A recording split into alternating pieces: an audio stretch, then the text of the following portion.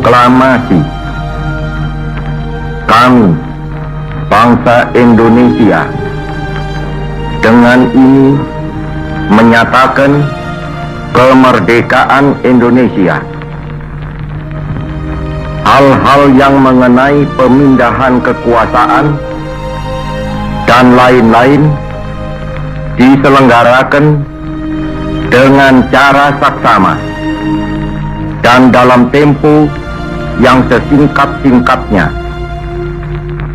Jakarta, 17 Agustus 1945,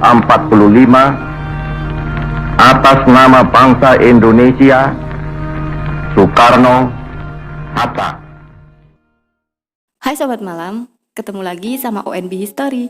Gimana kabar kalian? Semoga selalu sehat ya. Berhubungan dengan Hari Kemerdekaan Negara tercinta kita sudah dekat, video malam ini kami akan menceritakan tentang sebuah kisah cinta tragis dan juga gak kalah romantis loh sama drama Korea yang suka kalian tonton. Selain kisah percintaan seorang kapten tampan dan juga berwibawa, dalam video ini kami tidak lupa menyisipkan rasa nasionalisme yang akan kami hadirkan dalam cerita kisah percintaan mereka. Tapi sebelumnya, seperti biasa, klik tombol subscribe-nya dulu dong untuk kalian yang belum subscribe, dan klik lonceng notifikasinya agar kalian tahu video terbaru dari kami, dan jangan lupa klik tombol like jika kalian suka dengan konten video yang seperti ini.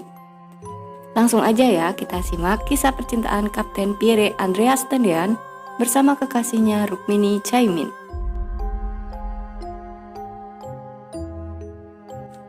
Kapten Pierre Andreas Tendean, atau yang biasa kita kenal dengan nama Kapten Pierre Tendean, beliau lahir di Jakarta pada tanggal 21 Februari 1939 dari seorang ayah bernama Dr. A.L. Tendean yang berdarah Minahasa dan ibu yang bernama Cornet M.E. yang berdarah Belanda Perancis. Kapten Pierre Tendean adalah anak kedua dan anak laki-laki satu-satunya di keluarga tersebut. Kakak perempuannya yang bernama Mitse Fare dan adiknya yang bernama Rose Widiati. Keluarga mereka pindah ke kota Magelang pada masa kependudukan Jepang dan sang ayah menjabat sebagai wakil kepala rumah sakit di sana.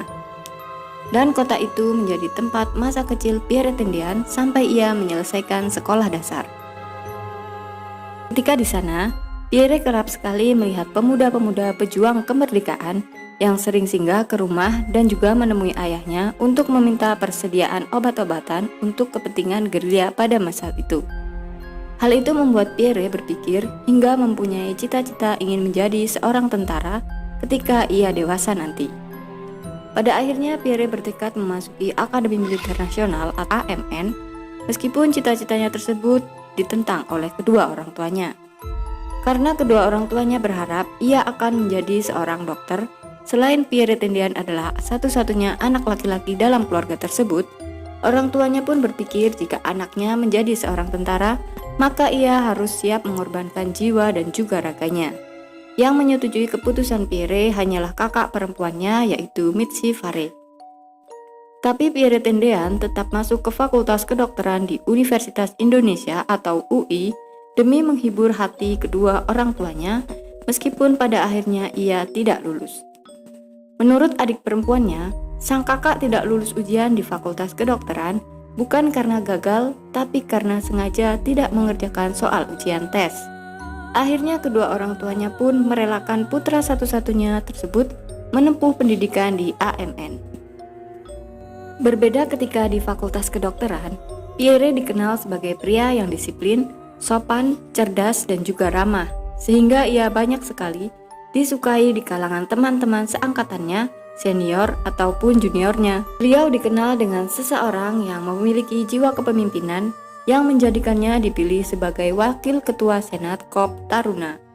Pierre Tendean saat itu memiliki pangkat Letnan II yang bertugas sebagai Komandan Peleton Batalion Tempur II di daerah Kodam II, Bukit Barisan Medan, Sumatera Utara pada tahun 1963. Dan di sanalah ia bertemu dengan sang pujaan hati. Disinilah awal mula kisah cinta mereka bersemi.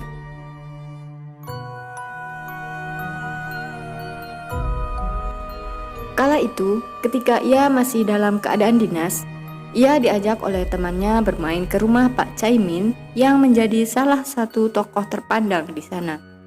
Kunjungan pertamanya itu menjadi sangat berkesan ketika ada seorang wanita yang ia temui di rumah itu. Wanita berparas rupawan itu bernama Rukmini. Dia adalah putri dari Pak Chaimin. Pierre yang dikenal cuek meskipun menjadi pria populer di kalangan para wanita pada masanya, ternyata ia mempunyai ketertarikan sendiri pada Rukmini. Lemah lembutan Rukmini, sikap yang pemalu, dan tutur kata yang sopan yang membuat Pierre merasakan hal yang berbeda di antara wanita yang ia temui sebelumnya. Sedangkan Rukmini jatuh hati kepada Pierre Tendean bukan semata karena wajah tampan yang ia miliki, tapi juga sikap humoris dan juga kecerdasan yang ia miliki. Mereka menjalani hari-hari bersama dan semakin dekat hingga berlanjut ke jenjang yang lebih serius. Meskipun kisah cinta mereka sempat terhalang oleh restu kedua orang tua, dikarenakan sebuah perbedaan keyakinan yang mereka anut, kebersamaan mereka juga sempat terpisah karena Pierre mendapatkan panggilan sekolah intelijen untuk ditugaskan ke operasi Dwi Kora. Pierre Tendean akhirnya memimpin pasukan relawan untuk mengadakan penyusupan di negara Malaysia setelah ia berhasil menamatkan pendidikan intelijennya. Karena kekhawatiran dari sang ibu, akhirnya Nyonya Cornet ME, ibu dari Kapten Pierre Tendean, yang berteman baik dengan Jenderal Nasution, menemui temannya tersebut yang menjabat sebagai Menko Hankam dan beliau mengajukan penarikan tugas bagi anaknya. Dikarenakan tugas yang dipikul oleh Pierre Tendean di garis depan membuat sang ibu mencemaskan keselamatan anaknya tersebut. Tak sampai di situ, usaha sang ibu untuk mengajukan penarikan tugas bagi anaknya pun sampai kepada Maijen Dendi Kadarsan yang kenal dengan Pierre ketika menjadi taruna. Akhirnya permohonan sang ibu pun dikabulkan. Lalu para jenderal pun akhirnya saling memperebutkan Pierre yang akan mereka jadikan sebagai ajudan dikarenakan kedisiplinan dan juga kecerdasannya. Tanggal 15 April 1965, Pierre Tendean resmi dijadikan sebagai ajudan Jenderal Nasution dan pangkatnya dinaikkan menjadi Letnan 1. Pihak keluarga Pierre pun merasa lega karena anaknya tak lagi berada di tengah-tengah medan pertempuran. Hal serupa pun dirasakan oleh Rukmini, gadis yang Pierre cintai. Jalinan hubungan jarak jauh atau LDR ya kalau zaman sekarang, tapi pada zaman dulu, hubungan percintaan dan juga rasa kerinduan mereka disampaikan melalui sebuah surat.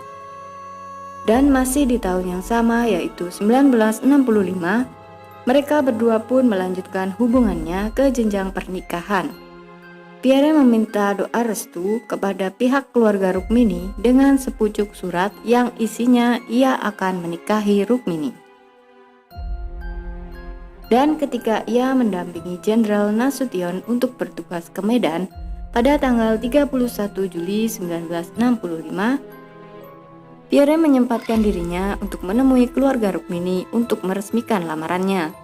Dan mereka bersepakat jika pernikahan mereka akan dilaksanakan pada bulan November 1965.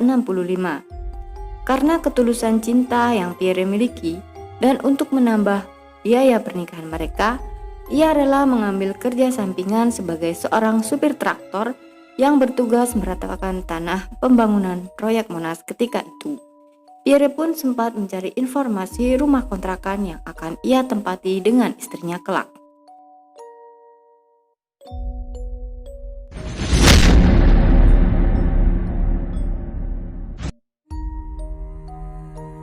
Pierre yang sempat mengirimkan surat kepada keluarganya yang isinya ia tidak bisa pulang pada saat hari ulang tahun ibunya karena saat itu ia masih dalam keadaan dinas. Namun ia berjanji akan mengucapkannya melalui telepon. Sebenarnya ketika terjadi pengepungan di rumah Jenderal Nasution pada malam 30 September, Pierre telah menyerahkan tugas jaga dengan komisaris polisi Hankam Mansur dan ketika itu Pierre tidak dalam keadaan piket. Berhubung Pierre cukup dekat dengan keluarga Jenderal Nasution, khususnya pada Yanti Nasution dan juga adiknya Ade Irma Nasution yang ketika itu berumur 5 tahun. Dini hari menjelang pukul 4 pagi, tanggal 1 Oktober 1965. Ketika itu Jenderal Nasution mendengar suara gaduh di depan pintu rumahnya. Pada akhirnya, pasukan tersebut melihat ada seseorang di balik pintu tersebut dan mulai menembaki ke arah pintu itu karena mereka melihat orang yang mereka incar ada di sana.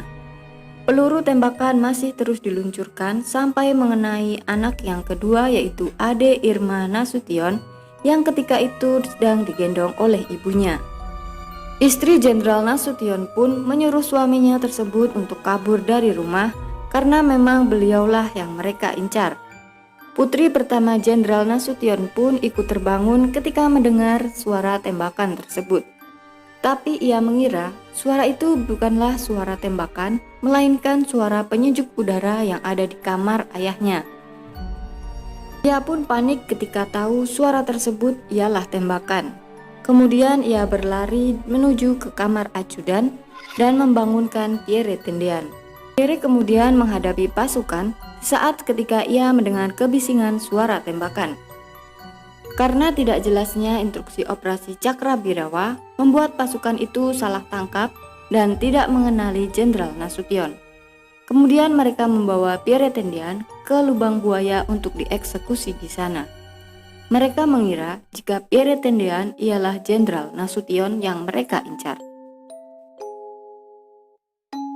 Ibu Pierre Tendean yang masih menunggu sang putra yang telah berjanji untuk menelponnya pada malam itu mempunyai firasat yang tidak baik, dan naasnya perasaan sang ibu pun benar.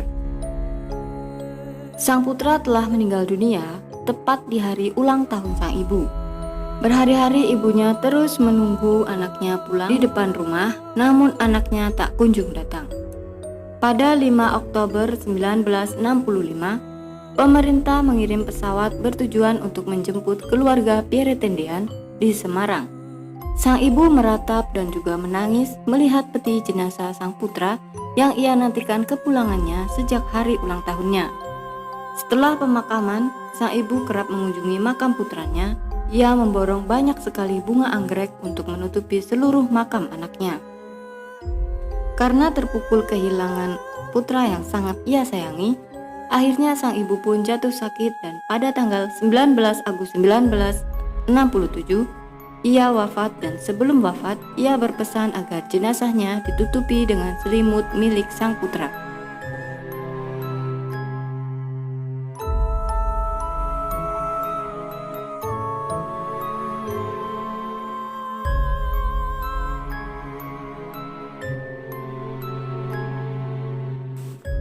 Rukmini yang masih terus berlarut dalam kesedihan karena kehilangan orang yang ia cintai, terpaksa mengubur dalam-dalam rencana pernikahan dengan Pierre Tendean yang seharusnya akan dilangsungkan 2 bulan lagi.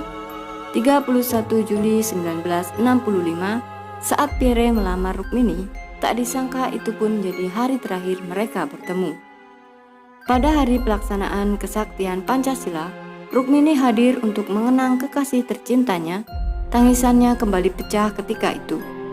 Hari yang ia nantikan bersama dengan kekasih hatinya sirna karena sebuah pertempuran berdarah pada 30 September malam itu.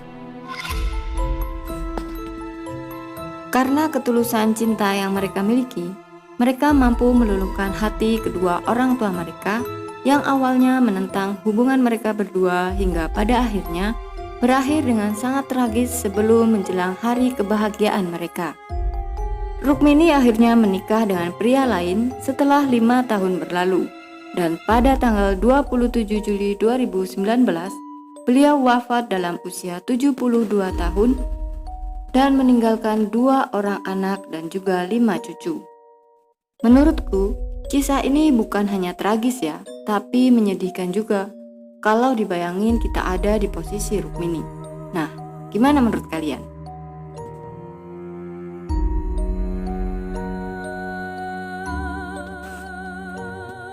Buat kalian yang lagi LDR-an, aku doain semoga hubungan kalian sama pasangannya bisa berlanjut sampai ke jenjang pernikahan ya.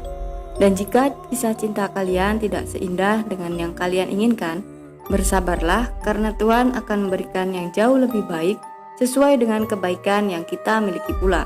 Karena sebuah ketulusan tidak akan ternilai meskipun raganya tak dapat kita lihat lagi.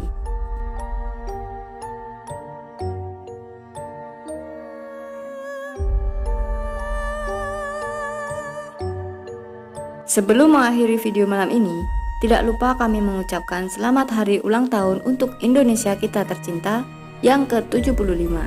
Semoga Tuhan selalu melimpahkan rahmat dan juga karunia-Nya pada negara kita ini, dan semoga pandemi COVID-19 segera berlalu.